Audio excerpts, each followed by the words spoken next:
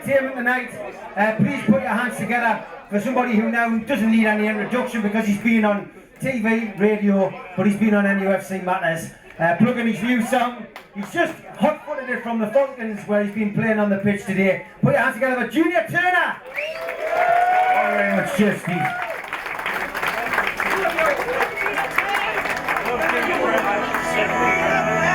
Alright lads, very simple, just a hand clap.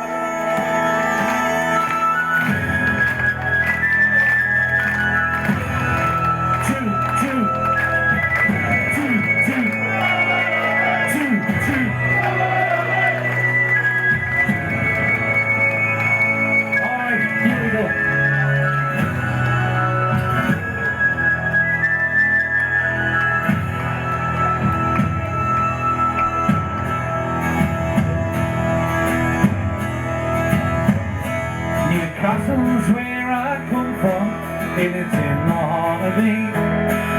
The journey's what I am, that I'm proud to be.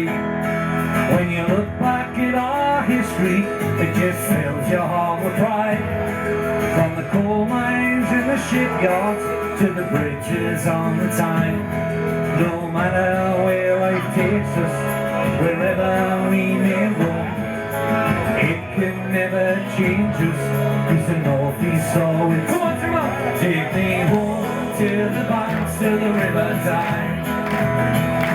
Take me home to the banks of the River Tyne. It's a place, 'cause it's. Take me home to the banks of the River Tyne. There's lights that burn so brightly, in the northeast sky they shine. From a place that Geordies worship, where legends reign number 9. You can travel right round the world, even meet the Pope in Rome.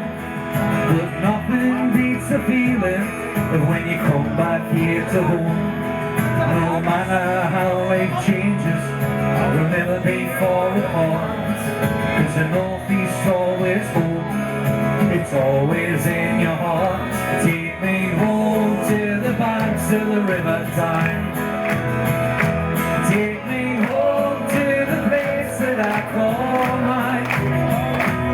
It's a place I love best, 'cause it's better than the rest. Take me home to the banks of the River Tyne. Keep them hands going. So this song, anyhow, signed on CD. It's just raised 360 quid for the Foodbank. All of the CDs, £1 from each copy, goes to the Foodbank. We've roughly raised about 200 quid so far. So all tonight we've got CDs on sale. If you want them, the £3 each. But for now, sing along. Come on. Take me home to the banks of the River Tyne. Take me home to the place that I call mine. It's a place I love best, 'cause it's better than the rest. Take me home to the banks of the River Tyne. Right,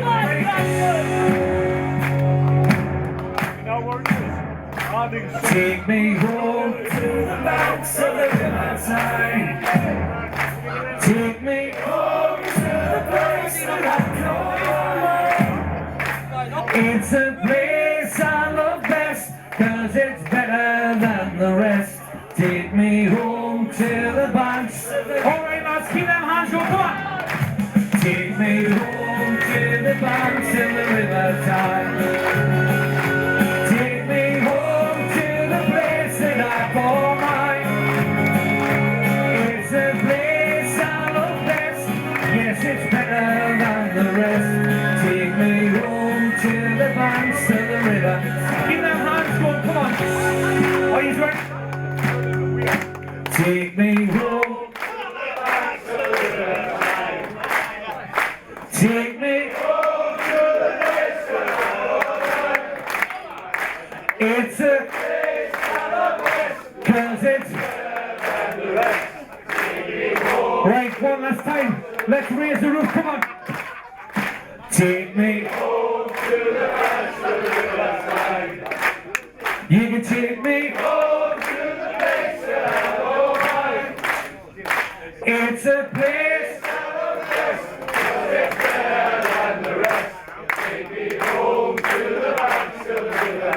Thank you very much. See you later. Cheers. And then went ahead and said, we'll do it for one game.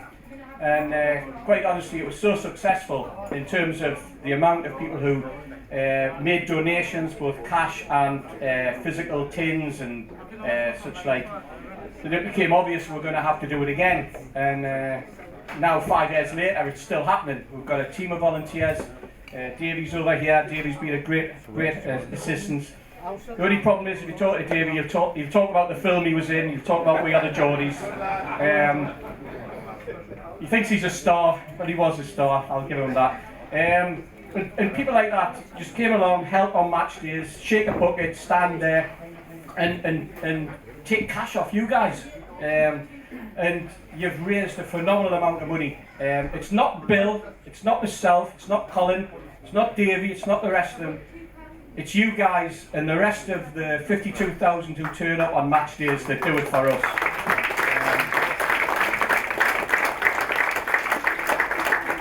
And then we get somebody like Steve, who has been a phenomenal help to the West End Foodbank through the events that he runs, and events like this, but also everything he's done, I think, over the last 2 years on the podcasts.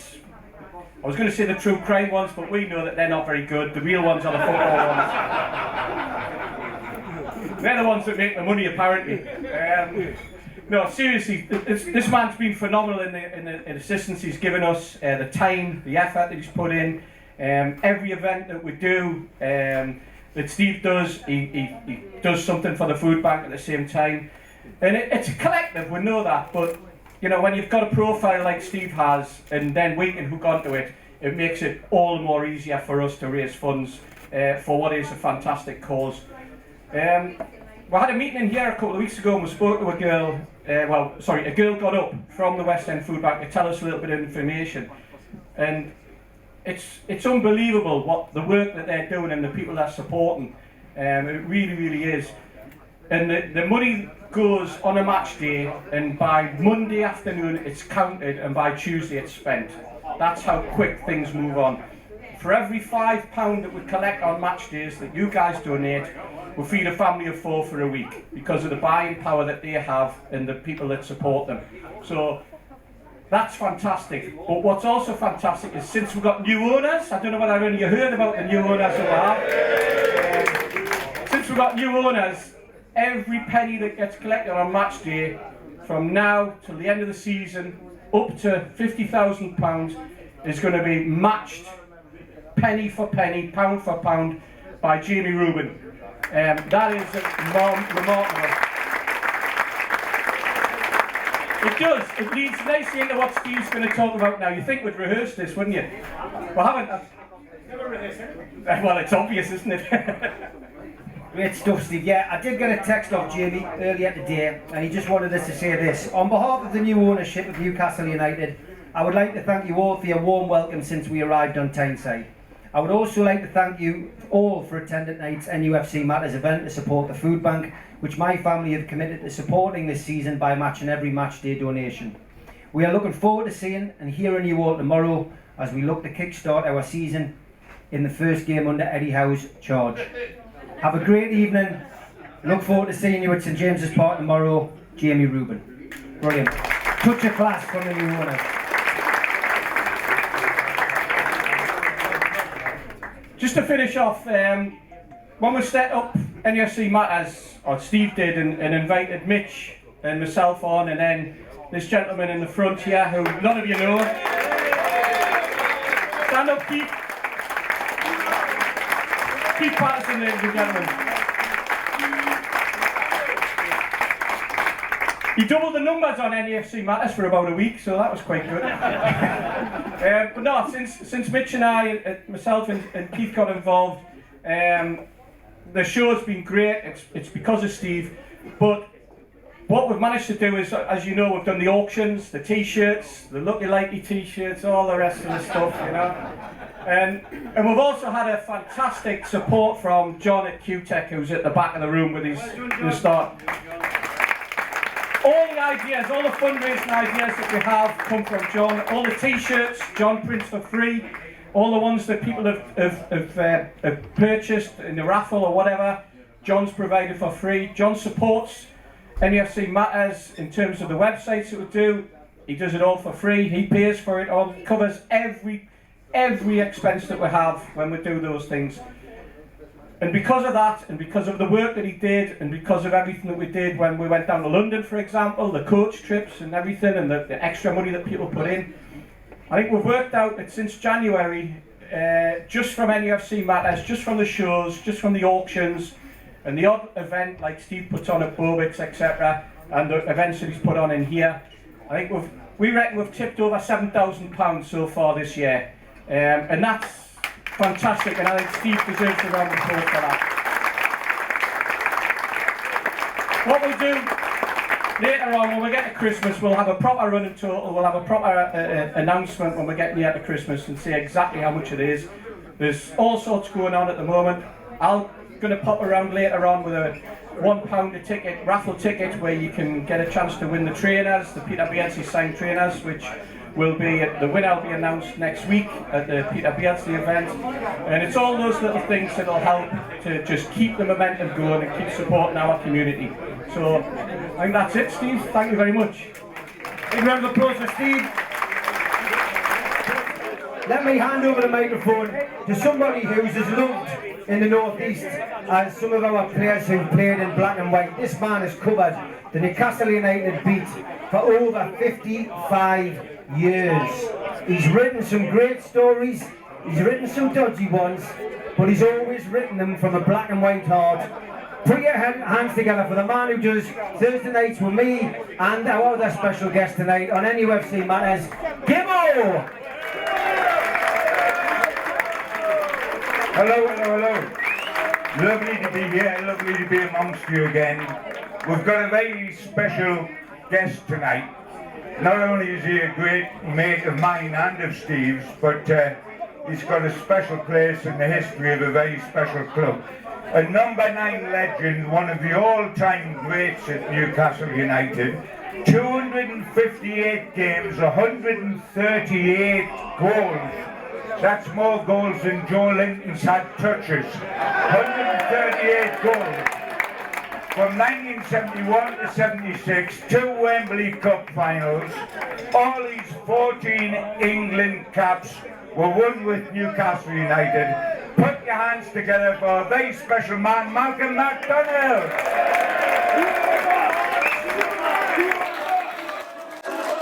Cheers, pal. Lovely, thank you, John. Right, my son. Oh, that was lovely. Thank you all very much indeed. Lovely welcome. Can I ask you, seeing as your whole life's been about goals, and we read out your record at Newcastle United, we'll get on to your England goal scoring, which brings me neatly to the situation. Were you sitting in front of the telly the other night, twitching like a fried egg that Harry Kane might get 5 goals for England in one game? Now, if I said to you that I didn't give a damn, you wouldn't believe me. No, I bloody wouldn't believe you, no. I was twitching. Of I course you were. seriously was. And I was praying that Gareth Southgate would take him off yet again. And it seems to be the current trend for managers, that if a player scores a few goals, oh, get him off. But and funny enough, Kane pleaded with Southgate to pick him in the first place. Yes, he did. And I mean, honest to God, his son, Marino, I mean, it's like Cocky Leaky Juniors would beat them on penalty kicks, wouldn't it? I mean, what a terrible international side. That is 10-0. Sure, and there's a number of others, isn't there? Yes. With so many of these smaller countries now in Europe that have found their place in world football. I know that my record will go fairly soon. It has to. because there are some really, really weak, poor sides about. The interesting thing though, Malcolm, if it had gone the other night, like he scored more than 5, you could say, hey, my record still stands, because it's a Wembley record. It's a Wembley, yeah, it's a Wembley record, yeah. Well, they. The shame was that when they knocked Wembley down, they rebuilt it and called it Wembley again. That's a bugger. They could have just left it knocked down. You would have had the record for all time. Yeah, that's right. Selfish bastards, aren't they?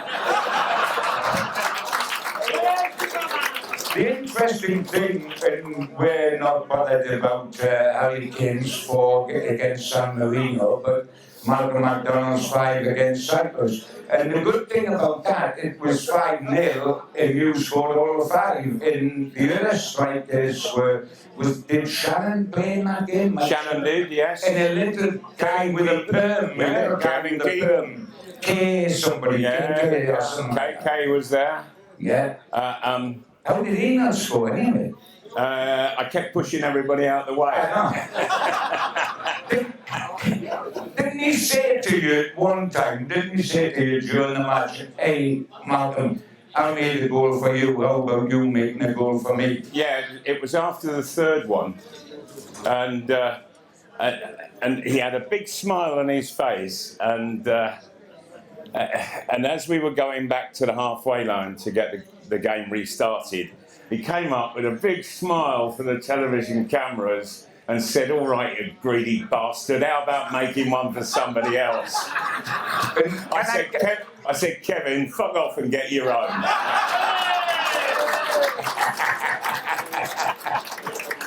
And he didn't. No. The interesting thing with that game, and I was lucky enough to be up at that game, I went down on behalf of the Chronicle because I was centre forward was playing. Never realising it was going to be such a wonderful story as it turned out. And I always remember, the great thing, a good pal of mine was a guy called Brian Glanville, who was the Times guy. Yeah. He was the #1 guy on the Times at the time. He saw me come in and he always spoke very loud voice from the press box. He said, hello, how are you? Have you come down for your #9? I said, yeah. He said, well, really, he's a very, very good club player, but he's not a national player. And I'm sitting behind him, and you scored 1, and then he scored 2, and I said, just as well, he's not a fucking international player. And then he scored 3, and then he scored 4. And when he scored 5, I couldn't find him because he sunk under the seat on the floor. I tell you what, Don Levy was a bit like that. He wasn't too chuffed about you getting 5 either, and he was your manager. Yeah. It was a very, very strange relationship that he and I had. Yeah, you hated him and he hated you. Something like that, yeah. When he first became manager, I wasn't included in his first 3 games. And there was a huge clamour in the press for me to be playing. I was the top scorer in the country at the time. That he should pick me because England were desperate for goals. And so he called me in the game previous to Cyprus. And it turned out that the game was actually against West Germany. So it wasn't too difficult. This was only their first game as world champions. That's right. And yeah. Beckenbauer and all those. Oh, yeah. Bertie Vogts, Setmeyer, the full works. And I arrived at the hotel on the Sunday evening, the game being on the Wednesday. And having checked in at reception, I then went to inform Revy that I had arrived.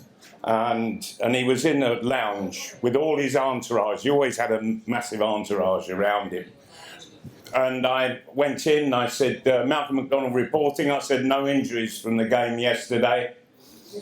And he looked at me and he said, because he never, ever once called me by name. Never once. And he just looked at me and he said, I don't want you here.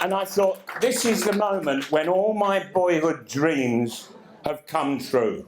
Absolutely true. And then reality struck, and I thought, where are you, you bastard?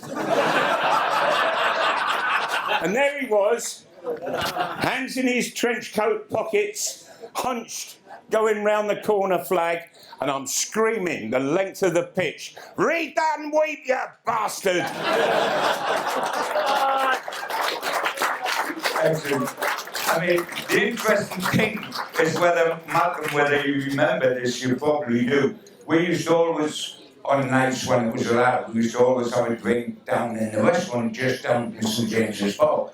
The Two Rooms restaurant, which was just a corner cake from St James's Park. Roy had it was called Roy's Two Room.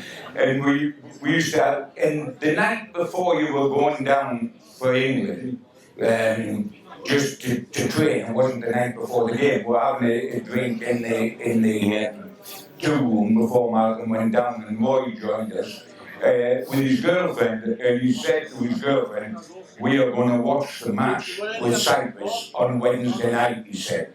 He said, and every time he scores, he said, I'm going to make love to you, he said. I think he was in line in a darkened room for a week and a half afterwards. We had to visit him in hospital twice. Oh, didn't he? It's true, he did say that. Yeah, he did say that. But I mean, I don't think Webby had said anything like that, but there we go. If we can talk about, because goals were what you were all about, and while we were well chuffed about the England goals, because you were representing Newcastle United, let's talk about the Newcastle goals. And there's so many that I could pick that were high profile before we get to the best one. And that is, the two that come immediately to mind, the two matches, his home debut against Liverpool, when he scored a hat-trick on your home debut against the future. And Liverpool, if you remember, that Liverpool side were bound to take Europe by storm and win the European Cup again and again and again. And then, of course, the Burnley semi-final when we went to the Cup in '74. Everybody remembers the disappointment of the final, but what we've got to remember is to get there, we won every round away from home, and this fella scored in every round away from home because the semi-final was. So that's what I remember. And Burnley was the great day there. Can you tell us as quickly as you can, I'm ordering bacon and eggs for tomorrow morning for breakfast, because you'll be on for the next 3 hours. Can you tell us about Liverpool and Burnley, Malcolm? Yes. Well, the Liverpool game, we had a pretty poor start to the season. The opening game, we started off with 2 away games. The opening game was away at Crystal Palace, and we got beat 2-0. And there was a number of new players in the side, and we was all sort of desperately trying to gel together. And then we went to Tottenham Hotspur on the Tuesday or the Wednesday, and we held them to a 0-0 draw. Never knock an away point has always been my motto. And so, having sort of got the first point of the season, with Liverpool coming to St James Park on the Saturday, Bob Moncur had a book out. Now, most footballers, they have a strict routine that they want to go through leading up to a game, and Bob Moncur asked David Craig, Frank Clark, and myself. And you, John. And he had Ghosted Monk's book, and I was there with you. If we would break that routine and go on the Saturday morning to Waterstones and do a signing session, and we arrived, and there was a sort of queue of about 250 people all outside the Waterstones door. And can you imagine that today, Malcolm? We'd be doing a signing session in town before Newcastle play Liverpool in the afternoon. Yeah, imagine it being allowed. And I imagine that because I understand Joe Linton's just written a book. You know, you can imagine 250 queuing outside for that one, can't you? No, but in all fairness, you could turn up at 3 o'clock in the afternoon on a Saturday night, couldn't you? I mean, you know, you might get a few more punters in town. Yeah. I must stop If he this, got busy Jolie. with a pen, it'd look more active than normal. Anyway, back to the story. Yeah. So, having done the signing session,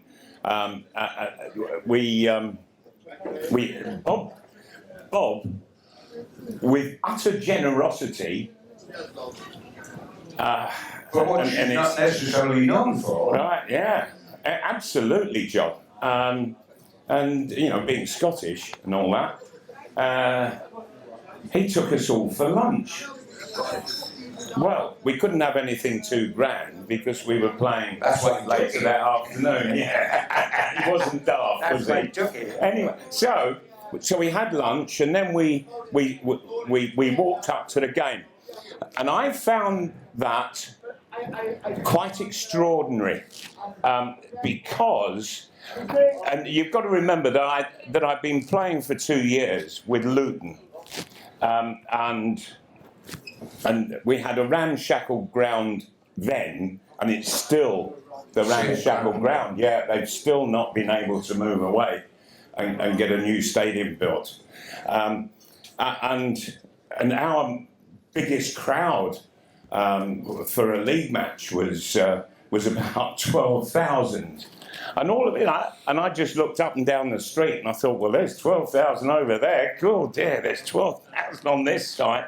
And going up, the excitement that I was experiencing from all the supporters on their amble up to the ground, I found it electrifying. I really did, and got up into the dressing room, and the noise that was coming through all the thick concrete around was dramatic, to say the least. And so out we went, and Emlyn Hughes scored first for Liverpool. I think it was quite a strike, wasn't it? It was a good shot from distance. And now, in 1973, the substitute for Sunderland in the cup final, when they beat Leeds, was the guy who was taken down by Kevin Keegan for my first goal. Any idea who it was? Good question, isn't it? Young. Yes, well done, David Young. Well done. And so he was taken down by Kevin Keegan. So thank you very much, Kevin. I was going to say Kevin made another goal for you. Not just Cyprus, he made a goal for you here. So I've knocked that one in, and I think it was about 10 or 12 minutes to half time, and Terry Hibbett, he and I were now starting to develop quite an understanding and a real relationship on the field. And he slid a wonderful ball down my outside as I went through the sort of inside left position. And it enticed Larry Lloyd to think he could get it, but I got there first and just sort of manoeuvred it around him, and I struck it into the far top corner. And I was well pleased with that strike. I was well pleased, and I was just in the press box. and I wheeled off to the corner flag, and all the Newcastle players came running down. And of course, the noise, it was an absolute crescendo. I'd never experienced anything quite like it. And then we started to trot back to get the game restarted. And where it had been a roar, it suddenly changed to singing. And the extraordinary thing was that they picked up from the title song of Jesus Christ Superstar, that was the hit musical down in London at the time, and so all the words were changed, and I was hearing Supermac, Superstar, how many goals have you scored so far? And I thought, that's unbelievable. Who the bloody hell's handed the song sheets out? Because everybody was in unison. And I just found it quite unbelievable. Anyway, so we went out for the second half, still 2-1 up, and Terry Hibbert again. He went scampering up the left wing with the ball, ran, I would think, 30 yards in our own half, and then another 20 in the Liverpool half, and all of a sudden, at speed, he just laid this absolutely delightful ball into John Tudor. And there was a sliding tackle coming in on John as the ball was arriving. And John, very cleverly, he just got his foot underneath and just lifted the ball up and over the outstretched leg of the Liverpool defender and just dropped it right into my path.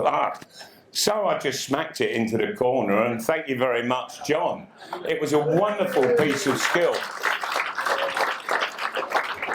Well, I then sort of learnt something about the top division in the country, and that is that goalkeepers don't like centre forwards scoring hat-tricks, because Ray Clemence then doffed the goal kick. Now, he was one of the sweetest left-footed kickers of a ball that you've ever seen. Absolutely sweet, perfect timing, but he duffed this one. And I swear he did it purposely. I swear. And it came past Larry Lloyd, and it was bobbling all over the place, and I've got to control it, and up it's gone over Larry Lloyd, and I'm scampering past the centre half, and as it's coming down, I've seen Ray Clemence coming out at quite a pace, and I thought, I can't wait for it to drop all the way.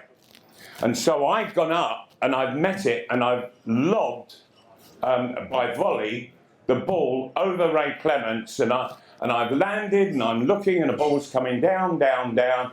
Oh, and damn, it hits the roof of the net, the wrong side of the crossbar. And then Ray Clemence hit me with the sole of his left boot, and right in the whole of my face, knocked all my teeth out, split all my lip.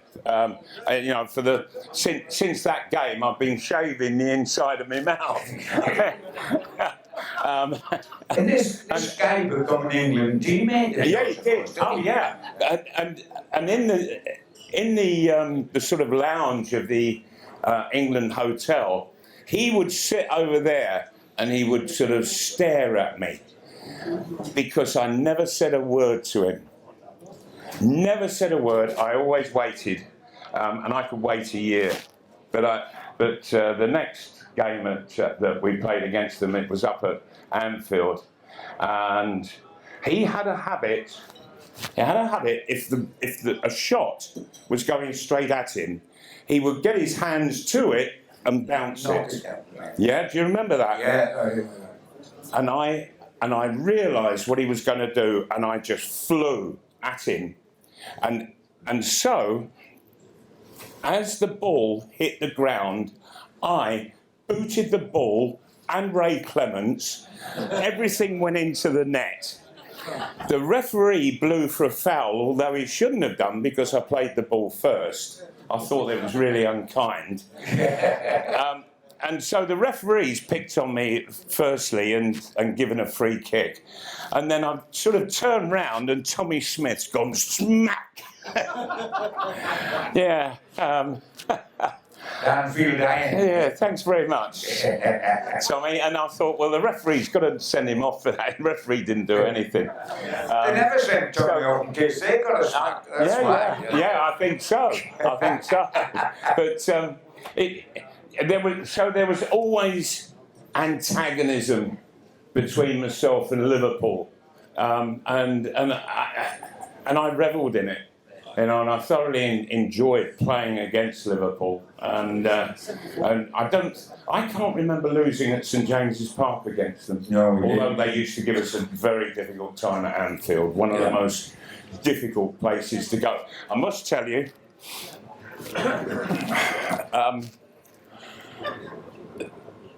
I can't remember the year, but I think it was the following year to what had taken place in that first season of mine.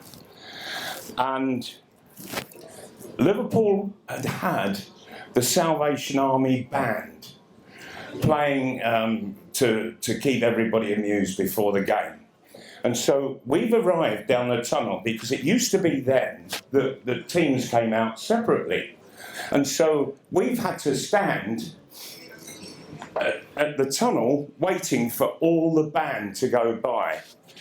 And very strangely for then, Liverpool have come down and they are now lined up in this very narrow tunnel. And Tommy Smith, he's stood there and he said, I think you need this. And he's handed me the menu from the RVI in Liverpool. He said, read it carefully, son. Yeah. He was very silky skilled, wasn't he? If it moved, he kicked it. Yeah, that's right. Can I ask you about the other thing I mentioned, which was the 2 goals against Burnley in the semi-final at Hillsborough, 74. And really, when I look back on it, it was a tale of 2 Supermacs, because while you scored the 2 goals that won the game for us, Willie McFall kept us in the game totally in the first half when we could have been well behind. Yeah, I couldn't agree with you more, John, because Willie McFall, particularly in the first half, was absolutely outstanding. Burnley, it was one of the best performances that I've ever had to play against, and a number of the players on the day all felt the same. Burnley were absolutely scintillating. Martin Dobson, wasn't it, who was their midfield general and captain. But they were a good team. They were a good team. Today, they were a good side, weren't they? They were a very good side, and they were playing superbly, moving forward, and our back line, it was resolute on the edge of our box, but Burnley started to make chances, and Willie McFall, he just made save after save after save. Some of them were outstanding saves, and the irony in all of this is that we get to half time, 0-0, we get out for the second half, Willie's still making great saves, and he's punched one out. It's fallen to Terry Hibbett just outside the box, who's turned and gone ping, and he's just hit it way over, and Colin Waldron was the Burnley centre half, and Terry was very slight, but he was such a perfect. His timing was so perfect that he would hit a pass that went like an exocet.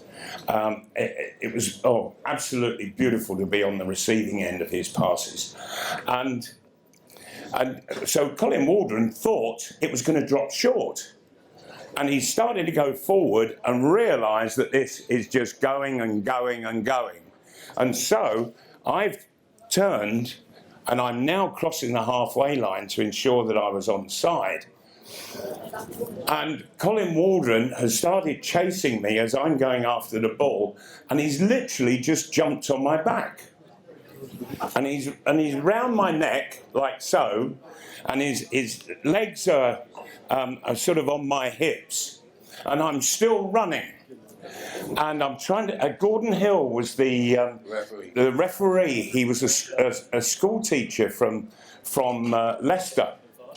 and I know he's not in here, is he? and bless it, because so the fella, there he is. He's just piggybacking me, and I'm still running, looking to go, and he started to slip and slide down, and His shorts were in danger right now. well, they were a little bit, John,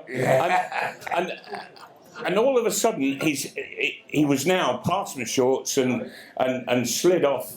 And I left him trailing, but he had pulled me way off balance, and I was now at the edge of the area, and so I struck a shot, and the Burnley keeper, Stevenson, he saved it, he parried it, but it came almost back to me, and I was able to then pull it back, go square of him, and just roll it into an empty net. And well, that put us 1-0 up, and you could just feel the utter slump in the Burnley players, absolute slump. And then Terry McDermott knocked a great ball for me to go and score a second, and Burnley were that deflated. They have been absolutely fantastic, but I must tell you that I said to the referee, Gordon Hill, after the game, Gordon, why on earth didn't you give a foul? The simple thing would have been, when he was on my back, give a foul, and then whatever happens, you can't be blamed. And he said something quite extraordinary. He said, I believe that I, as a referee of a top-level football match, have to know my players exceedingly well. He said, and if there was one player on that pitch today who was not going to be dragged down by a centre-half, he said, I felt it was you, and so I let you go. And I said, well, I'm bloody pleased you did. Thank you.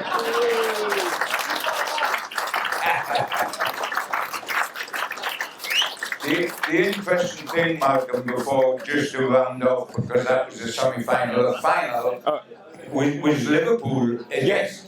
Oh, sorry, but you made the thing about the two Supermacs. Yes. Because Willie McFall have been so brilliant first half and the early part of the second half, making outstanding saves, so many of them. In the Sunday papers the next day, me having scored 2 goals that have won the game, I got star man in all the newspapers, and I thought, how unfair on Willie McFall. You know, that it just goes to show you that the thing that really catches the attention is the scoring of goals, not the saving of them. The goal scorer. Yeah, but he was absolutely unbelievable that day. Funny enough, you did the same before you come to the club, Malcolm, in the second leg of the European First Cup in Budapest. You saved everything the first half. We won 3-0 at home. You saved everything the first half. We're still 2-0 down. We would have been 5-6 outside. And we then turned that round the second half. And the simple answer is don't do it in the bloody first half, because you've forgotten about the good second half. You do it in the second half, so it's fresh in the memory. Yeah. Hats like me, who've got no memories at all. We just remember what we just seen. Yeah, but I always did feel for Willie, having been born in Northern Ireland at the very same time as a fellow called Pat Jennings was born. And so Willie spent all of his international career sitting on the bench sub to Pat Jennings. Absolutely. He only got about 6 or 7 caps. Yeah. 6 or 7 caps and 20 spouts in his bum through sitting on absolutely. On the bench. Yeah, it was such a shame. It was. If we can mention before we move on, just because we're after the final against Liverpool, your side, like playing against them, that day we were lucky to get 0. Yeah. I mean, honestly, I was quite proud of the 0, because I thought it would be a minus. But I mean, really, the team selection come into that as well, Malcolm, very strongly, didn't it? It was ridiculous. What led to that was Sunderland, when they won the cup the year before, I know, but yeah. Thank you. Okay. Like it. But what they had done was, and they were playing the mighty Leeds for heaven's sake, and so they literally sort of looked to go for a jolly down in London, and they travelled down on the Monday before the Saturday game, stayed in a hotel just outside of Croydon, 5-star place, and Selsdon Park, that's right, and they just had a lovely time, but of course they finished up winning the game. They beat Leeds, which was incredible. And so, a year later, the board of Newcastle said, well, if that's the way that Sunderland do it to win the game, we're going to do exactly the same. And we said, no. We don't want to stay away for a whole week. What we want is to treat it like a league match. And that's exactly what Liverpool did, I found out. Yeah. And we wanted to do the same, train at the Newcastle training ground, travel down on the Friday afternoon and play the game on the Saturday. But no, the board insisted that we travel down on the Monday. So we're spending the whole of the week eating rich hotel food and not what any of us really wanted to be eating. And also you get bored. Get really bored. The only entertainment, if you remember, the only entertainment was Frank Clark and his guitar playing. That's right. Peggy's Through. Peggy's Through, which were pissed off with by the flag. You can take Peggy's Through and put it off. That was about the height of our entertainment. It was, yes. But anyway, but also, I must tell you that, what was his name? The fella who scored the second goal for Hereford against Newcastle. Ricky George. Thanks, John. Ricky George had scored that winner for Hereford some 3 years earlier. Well, he was working for Adidas. Yeah. And what his job was to, the day before the game, was to collect all the Adidas boots from the Newcastle players, and he had to then paint the white stripes so that they showed up very well on television. For the advert. And it was a special luminous paint that he would... And he said, I've got nowhere to do it. And I said, well, look, we're all going to the cinema for the afternoon. Why don't you use my room? So he put all the boots and this paint and a brush in my room, and off we went to the cinema. I came back, and there was Ricky George. He had done the boots, but he was actually unconscious on my bed. He wasn't sleeping. He was unconscious, and it was the paint, the fumes from the paint. He had forgotten to open a window, and this stuff's knocked him unconscious. I wish it had done in television.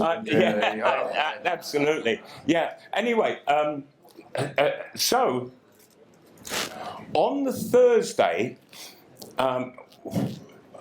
Joe Harvey allowed Keith Birkinshaw to just totally run the session. And further, he had allowed Keith Birkinshaw to be in charge for the whole of the game as well.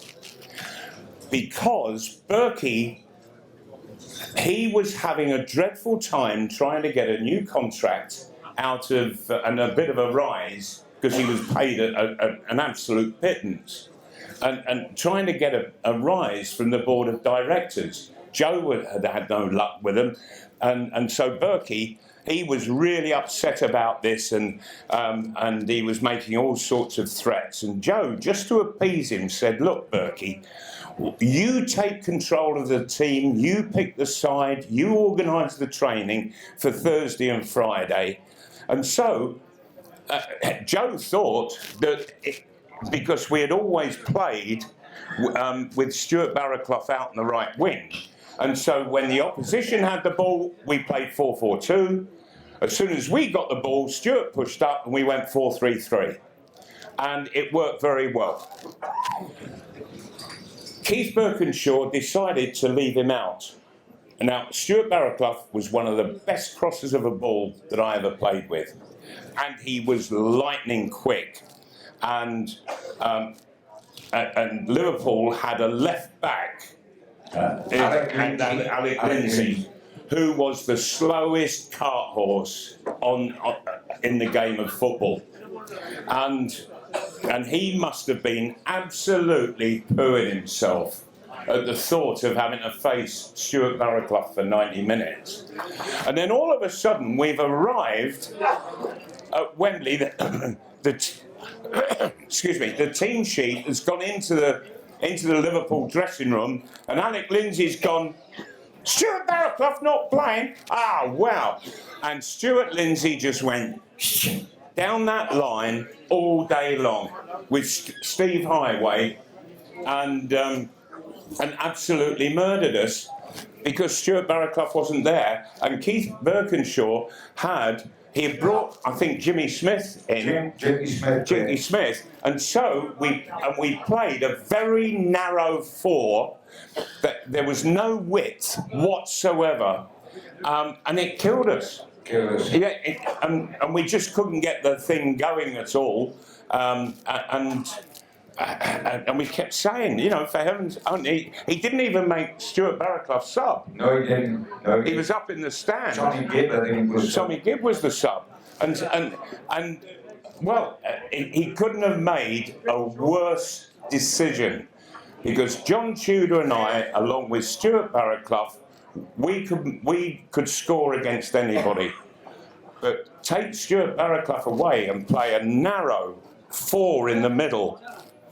They just murdered us down the flanks, both flanks, and so I'm going to point the finger at Keith Birkinshaw. He made a big boo-boo that day. I think Ballard pointed the finger as well. The interesting thing with Ballard, he was a lovely, lovely man. He was a good friend of mine. We used to go and have a drink in Dolce Yeah. during the week, not before game, during the week. And I was always up the bar with Ballard, and there would be a few of us, and he was this extrovert guy, and he'd be leaping up and down and telling tales and having a lot of fun. And Joe would inevitably get a call the next day saying, "You're winning Stuart Barraclough in Tuxedo Junction last night, pisses of that, on Bacardi and Coke." In fact, he didn't drink. He was only on Coke. He only had pints of Coke. He was just a lunatic that leapt up and down. I mean, he was a mod that drove a scooter, wasn't he? I mean, he was a crackerjack, and he was from Barnsley as well. So, I mean, the whole combination was dynamite. But he wasn't a drinker at all. But on this game, I heard from one of the boys said to me, "Hey, Gibbo, Barry's upstairs, he's packing his bags to go home, he's just heard he's not playing in the cup final." And I thought, that's so, mate. So I went upstairs, knocked on his door, went in, sure enough he's got the bag on the bed and he's signing his gear in. I said, "Barry, wait a minute, sit down, think about it. If you walk out on Newcastle, it doesn't matter whether you think you're justified or not, if you walk out on Newcastle United, not only are you finished in Newcastle United, which is a huge club, but other managers won't want to take you. You walk out on a cup final, other managers won't want you. It's the wrong decision. It's the wrong decision for you, but you've got to stay. You've got to stay and see the weekend out." And that cost me an exclusive. But it was well worth it, because it's not just about stories. You bond with people. Meanings of friendship ever since he came as a 21-year-old. I know he's only 27 now, but it's a long friendship. And I had that with Ballard. And you know what happens? As far as the paper never knew I knew about that. But I wasn't concerned about it, because I got 6 stories to replace it, because Ballard loved me for what I did. And if there was any Ballard stories after that, I got them. So the Chronicle didn't suffer. And much more important, they didn't suffer. And in 1976, at least we played in the cup final at Wembley for Newcastle in the League Cup. So it all turned out a lot better here. If I can bring you right back, Malcolm, to when it all started for you, and that was it's Fulham, forgetting Tunbridge, etc., Fulham. And the point that I'm making is Bobby Robson, bless him, who we all adore, magically. Well done, Bobby. What a guy, eh? We'll never forget Bobby. Who turned Malcolm from being a fullback into a centre forward, and didn't he do a good job there? And you have a few stories to tell, because you were a Fulham fan born just outside Craven Cottage, and you saw Bobby Robson long before he became your manager, didn't you? Can you tell us the background? I did, yes. You have to remember that back then there was the maximum wage, and all of the players would arrive on the bus for training every day, and except for Johnny Haynes. He was he was the captain of the side. He was the chairman, Tommy Trinder's favourite, and he became the captain of England. And he used to drive the only car owned by a player, and it was an old Ford Prefect. Now, this was in the depths of winter, and for my birthday, which is at the beginning of January. And I just mentioned that all gifts will be appreciated. I was bought and given a brand new autographed book, and I thought, wow, I've got to get all my heroes to sign it, all the Fulham players. And so I went up to where the bus stops were at the top of Finley Street on Fulham Palace Road. And the buses were coming in, and different players were getting off different buses, and so I was giving them the book and the pen, and they were gladly signing and having a little chat and what have you. And then Bobby Robson got off one bus, and I said, "Oh, Mr. Robson, can I have your autograph, please?" And he had this really heavy bag, and he took the book and the pen off me. He said, "Hold that, son," and I'm trying to get it back off the ground, and he's just marched off, and he's got my book and my pen, and he's gone along the main road, turned right into Finley Street. Fulham Football Club's right down the bottom, and he's marching off, and I am struggling behind him with this bloody heavy kit bag, and he's talking to me over his shoulder. He says, "Well, son, do you play then?" I said, "Oh, yeah, I play for my school." He said, "Oh, that's good." He said, "And what position do you play?" I said, "Well, it all depends on what's required." I said, "Sometimes I'm centre of midfield, sometimes I'm centre half, sometimes I play at centre forward." He said, "Oh, so you can play a bit then, and you understand the game." He said, "That's good." He said, "And tell me," he said, "are you right-footed?" I said, "No, I'm left-footed." And he looked and he said, "You're special." And he started giving me this lesson on what a left-footed player brings to a team. That the left-footed player, because it was natural to take the ball like so, opened the pitch up. The left foot was happy to go to the wide line, whereas a right-footed player would tend to cut inside, narrow the pitch. And he was explaining all of this to me. And we've got to the end of this 500-yard road, and all of a sudden he stopped telling me about the value of a left-footed player in the side, and he suddenly opened the book, signed it, handed it to me, took the bag off me and disappeared through the gate.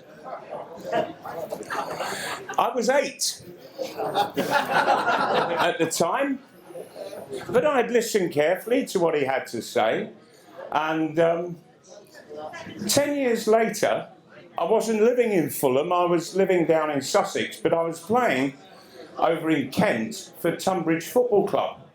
And I had a pretty good season, even though I was playing at fullback.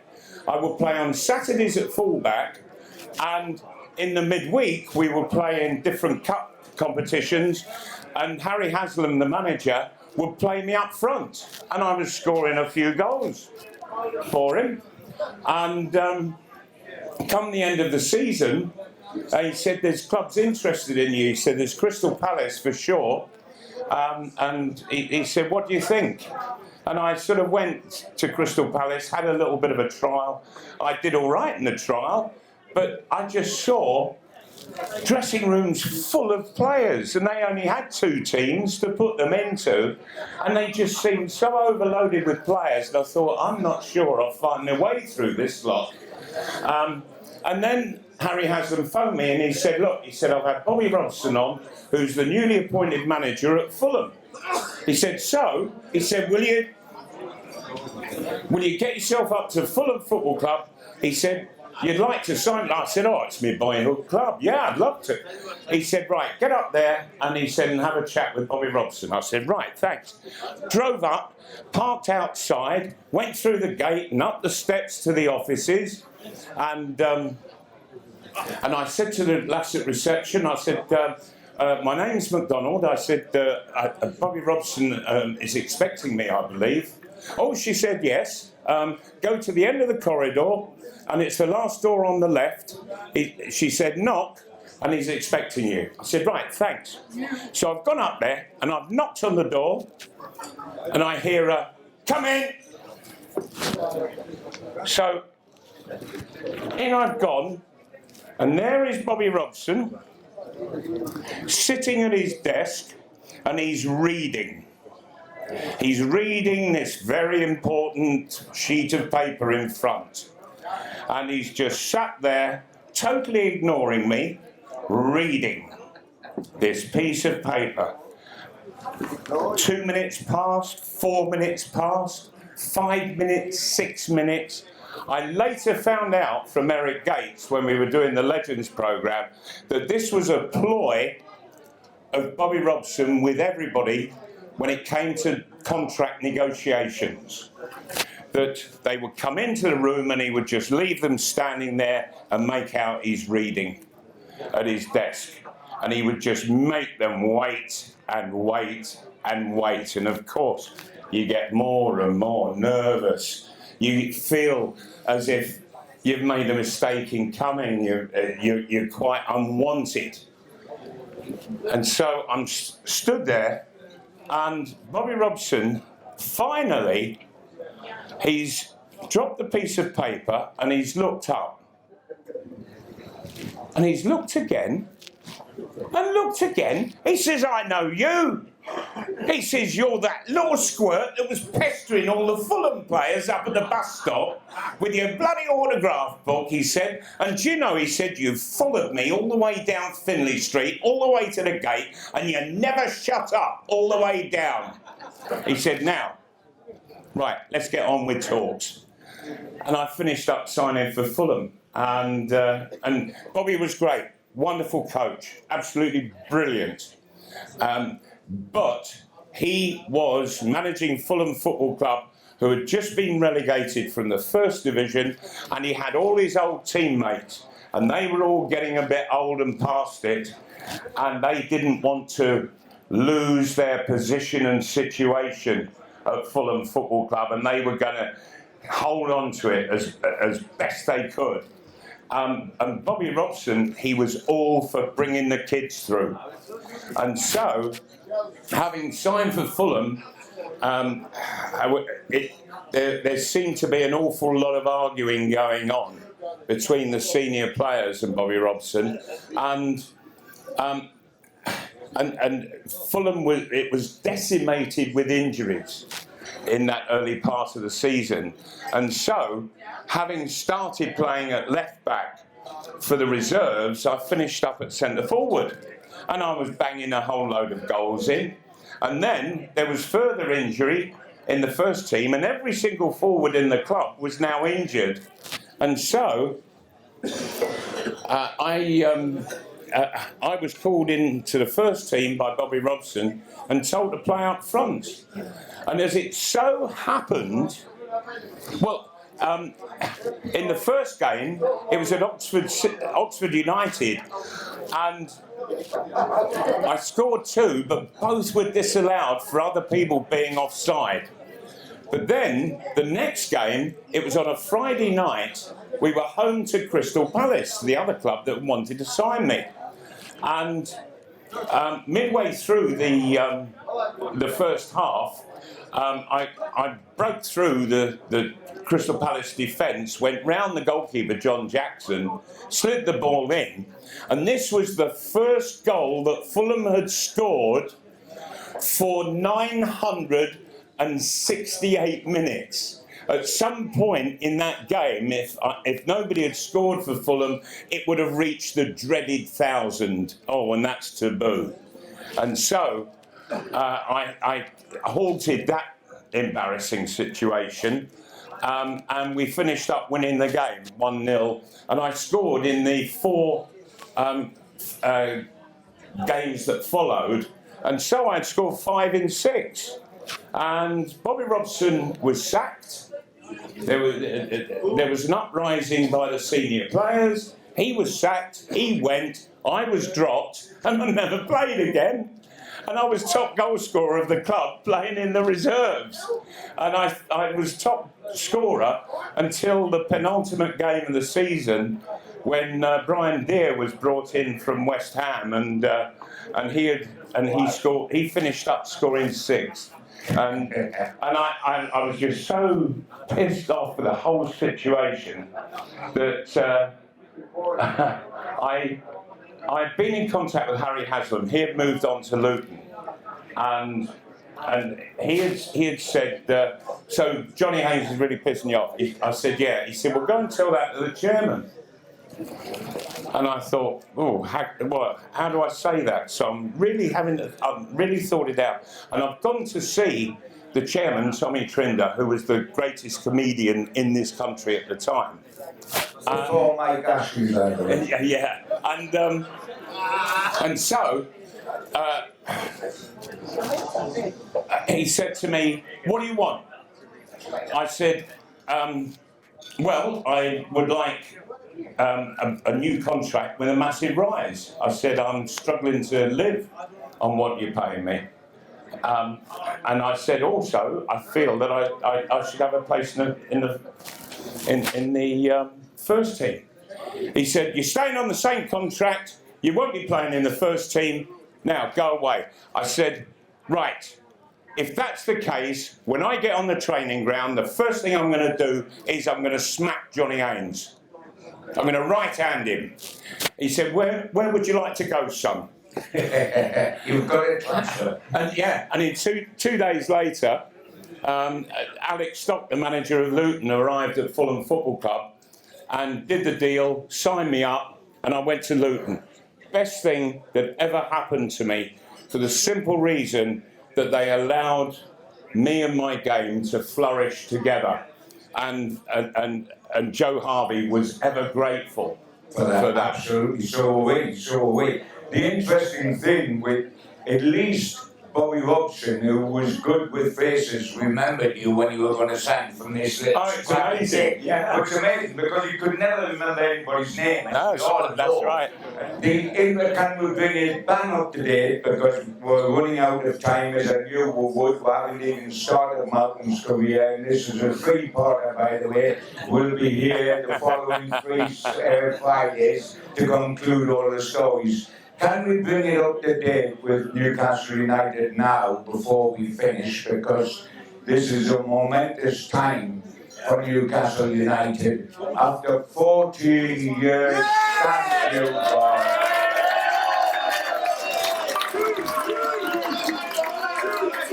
Thank you, God. All our prayers were answered. Mike Ashley is just exhaust fumes over the time rate.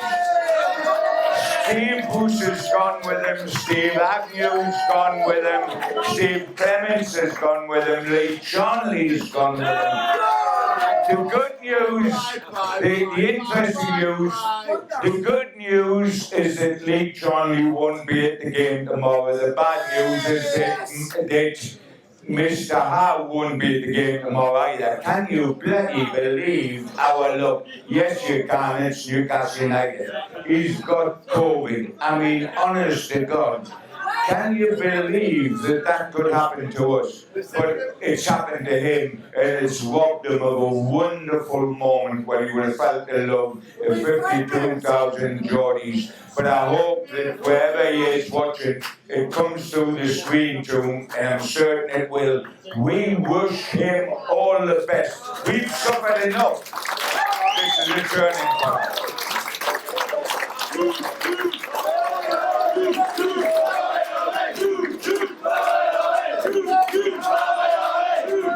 You're supposed to wait till 3 o'clock in the morning, kids, but don't worry about it. Can I ask you, Malcolm, your feelings on everything that's happened in Newcastle United in the last 3 weeks? Oh, I am so delighted and relieved to have finally got rid of both the previous owner and the previous manager. It was an owner who had no real interest in Newcastle United whatsoever, only what Newcastle United could do for Sports Direct. And Newcastle United took it all around the world. Newcastle United changed Sports Direct from being a national sports shop business to a global sports shop business. It is massive now, and it was all on the back of Newcastle United and black and white stripes. And as soon as he went fully global, he had no further interest whatsoever for Newcastle United, and he just left it to stagnate. And while that was going on, we had a manager who was so ambitionless, I couldn't help but sit there and think, he's actually picking shit like this as a team, and I swear he just wants to get the sack. If you look at Steve Bruce's record, other than one club, which was Birmingham, where he was there for 6 years, all the other clubs, and his career is 23 years as a manager, take the 6 away, that's 17, and he had 10 teams, and he wasn't there. He was there on average at each club for 1.7 years. Didn't make 2 years. Now that has got to tell you something, for heaven's sake. It has to tell you something. And the man has been paid so much in contract settlements when he's got the sack. Good heavens above. He's walked away from here with more money than Solskjaer will get when Man United sack him in the near future. And so, this guy, I swear, he goes around just to get the sack. He was a terrific centre-half, make no mistake. He was a stalwart of the Manchester United defence for a very long time. But he was something else and someone else as a manager. And I would watch him from not far behind the dugouts, and I thought, you're a con man. You are a con man. And well, and the one thing you don't do at the top level in football is play players, and not just one, but a number of them, out of position. You do not play at fullback somebody who can't defend. And that applied to Richie, and it applied to the fella that they had at right back, Murphy, and and they go and spend a huge sum of money on a fullback from Norwich who can't defend. Oh. And I have just looked at this football club being ripped apart by Ashley and by Steve Bruce, and it thank heavens that it has stopped. What you will find out as time goes, and it won't be too long before you do find out, that Eddie Howe is absolutely the direct opposite to Steve Bruce. Total opposite. He will work and graft the players. They have had now to turn from part-timers, which they were under Bruce, and were complaining about that fact, to full-timers, and serious full-timers at that. The fact that Ernie Howe is going to be missing, he must have had, I would imagine, a huge impact on all of those players in the last few days since he arrived.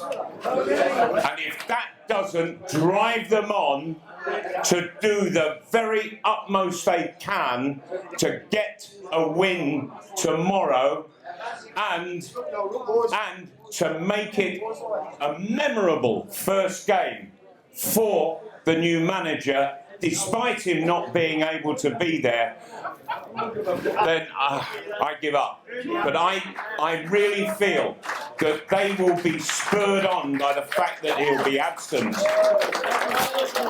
Well said. And anybody who doesn't, get him out. Well said, ladies and gentlemen. I've been a follower of failure for far too long to want to look back on Ashley and Bruce. They are no more for me, they're no more for you, they're no more for Newcastle United. Let's keep the faith, let's look to the future, and let's know it's right. God bless you for tonight. Put your hands together for an absolute legend, Mr. Malcolm Macdonald. Thank you all very much. And enjoy it tomorrow and enjoy the next decade. It's going to be fabulous. Give you applause for John Gibson. I have had a bid from a gentleman on the far left here for Keith Patterson's red and white straw. He's up at a tenner for the Foodbank. Have we got any advance on £10 for Keith Patterson's red and white straw? Alright, Keith. There we go. It's a tenner, mate, to you by the looks of it. I don't think anybody else is interested in anything else, red and white. Come up then, mate. Come and donate your tenner to the Foodbank. There you go. Give him a round of applause. £10 for a straw. Keith, you're on the stage now, and I know you're a bit of a recluse these days. Exactly.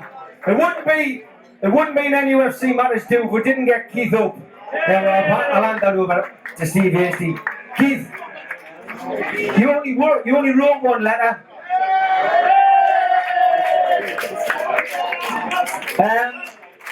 Been an emotional roller coaster, mate, but we got there in the end. And look, lots of us stood outside the ground, lots of us stood outside shops, lots of us stopped going, lots of us just went to away games. You know, it was a collective effort amongst the fan base. You did something which, you know, you felt needed to be done, and look, we got there in the end. An emotional night in it, but to hear Steve Hastie say that all the shows we've done, we raised £7 grand for the Foodbank. It's been great, hasn't it?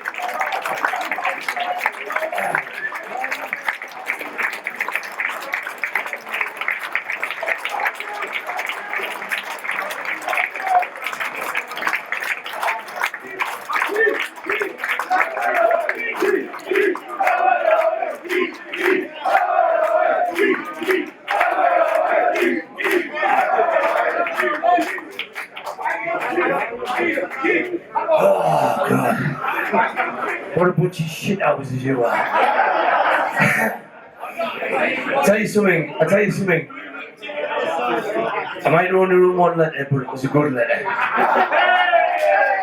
And same as when this fella gets me on stage to talk, I tend to go on a bit. And